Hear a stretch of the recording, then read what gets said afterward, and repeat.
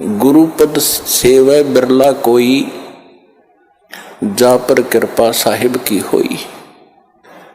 गुरु जी के पद्धति को, गुरु जी के बताए मार्ग को वही सफल कर सकता है जिस पर परमात्मा की विशेष रजा होती है। यदि आप जी को ये ज्ञान ना होता तो आप इस समय को कहीं ना कहीं बर्बाद करते, कहीं किसी की निंदा चुगली करके, या किसी कहीं पर ताश खेल के, या जुआ खेलते, या कहीं राजनीतिक बातें करते जो कति काम की नहीं थी। और वो समय आपका कैसा सदुपयोग हुआ, इस बात को याद रखना। ये सब कहते हैं भक्ति मुक्ति के दाता सतगुरु, भटकत प्राण फिरंदा, उस साहिब के हुक्म बिना नहीं तरवर पात हिलंदा। उस परमेश्वर कबीर जी की आज्ञा बिना, उसकी रजा के बिना किसी वृक्ष का पत्ता भी नहीं हिल सकता। भक्ति और मुक्ति के दाता सतगुरु, भक्ति करा के ही मोक्ष होता है। जब हमें सत भक्ति प्राप्त होगी तभी हम मुक्ति पाएंगे, और वो सतगुरु ही दे सकता है। सतगुरु परमात्मा ही होता है, या फिर उस परमात्मा का कृपा पात्र हो सकता है जिसने जो ज्ञान उसी परमेश्वर से जो सतगुरु रूप में आए हुए होते हैं, वो फिर आगे उसी के ज्ञान को प्रचार करता है। तो इस विषय में आज ये दास वो सतगुरु है जो परमात्मा का दास, उसका भेजा हुआ कुत्ता आपको जगा रहा हूं भौंक भौंक कर। आप धनी हो,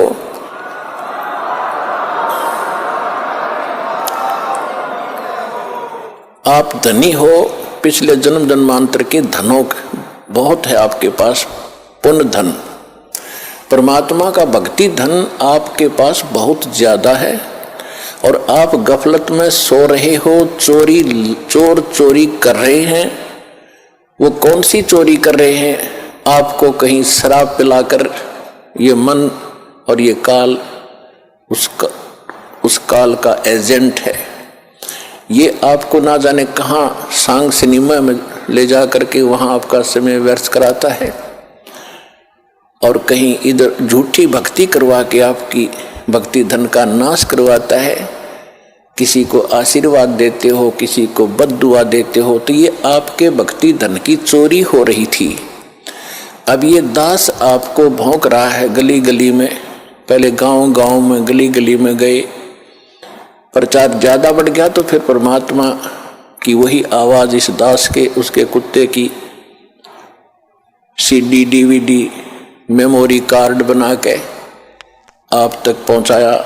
आप जाग गए, जो जग गए उनका चोर भाग गए, और जो अभी सोए पड़े हैं उनका चोर चोरी कर रहे हैं, उनको भी हमारा उद्देश्य है जगाएंगे, बार बार आवाज लगाएंगे। कभी तो वो कुंभकर्ण की नींद को त्यागेंगे, भक्ति में लागेंगे। वो भी आपके भाई बहन हैं जो अभी बिछड़े हुए हैं, उनको भी जगाना है। तो आज जो सतगुरु, भक्ति मुक्ति के दाता सतगुरु और भटकत प्राणी फिरंदा, उस साहिब के हुक्म बिना नहीं तरवर पात हिलंदा। वही परमात्मा स्वयं ही अपने उस सुख स्थान को त्याग कर इस सबसे घटिया स्थान काल के लोक में आता है। शरीर आते हैं वो दाता, प्रत्येक युग में एक लीला करते हैं, एक बालक रूप में कमल के फूल पर प्रकट होते हैं। कुंवारी गायों से उनके बचपन की परवरिश होती है, और फिर बड़े होकर के वो परमात्मा एक आम नागरिक की भी, अच्छे नागरिक की भूमिका करते हैं और सतगुरु की भूमिका भी करते हैं। और फिर उसके अतिरिक्त दूसरी स्थिति में वो कभी भी प्रकट हो जाते हैं किसी स्थान पर, कोई साधु संत रूप बना के। कलयुग के अंदर विशेषकर वो जिंदा महात्मा के रूप में ही प्रकट हुए हैं और अच्छी आत्माओं को मिलते हैं। ये वेदों से भी आपको प्रमाणित कर दिया कि परमात्मा सतलोक में रहता है। और वहां एक सिंहासन पर विराजमान है, तख्त पर। असंख्य ब्रह्मांड के कंट्रोलर के तख्त यानी सिंहासन पर, राजगद्दी पर मालिक बैठे हैं। वो महाराज हैं, वो भगवान हैं। और यहाँ छोटे मोटे टुकड़ों के जो राजा बने बैठे हैं, ये लोक भी नकली, ये राजा भी नकली। इनका अपना अस्तित्व नहीं, कब मर जाए, कब इनका विनाश हो जाए, कहाँ क्या बीमारी हो जाए। तो एक ही भगवान, वही शक्ति, वही मालिक है, वही सतगुरु है और वही वास्तव में महाराजा है। तो महाराजा की तरह परमात्मा सतलोक में विराजमान है। तो वो परमात्मा यहाँ जब आते हैं, एक अच्छे नागरिक का रोल भी करते हैं, सतगुरु का रोल भी करते हैं, भूमिका करते हैं वो। और दूसरी स्थिति में वो परमात्मा अच्छी आत्माओं को मिलते हैं, वहां से सहशरीर आते हैं जिंदा महात्मा के रूप में, सबको अच्छी आत्माओं को मिलते हैं, उनको अपने से परिचित कराते हैं। फिर वो पुण्यात्माएं भी परमात्मा की महिमा आंखों देखकर आपको सुनाते हैं। लेकिन सबसे बड़ी हमारे अंदर एक कमी रही, जो हम परमात्मा को नहीं पहचान सके, ना उन महापुरुषों की उन वाणी को हम समझ सके जिन्होंने अपने अमृत वाणी में एफिडेविट देकर गए, वो भगवान के विटनेस बने, गवाह बने।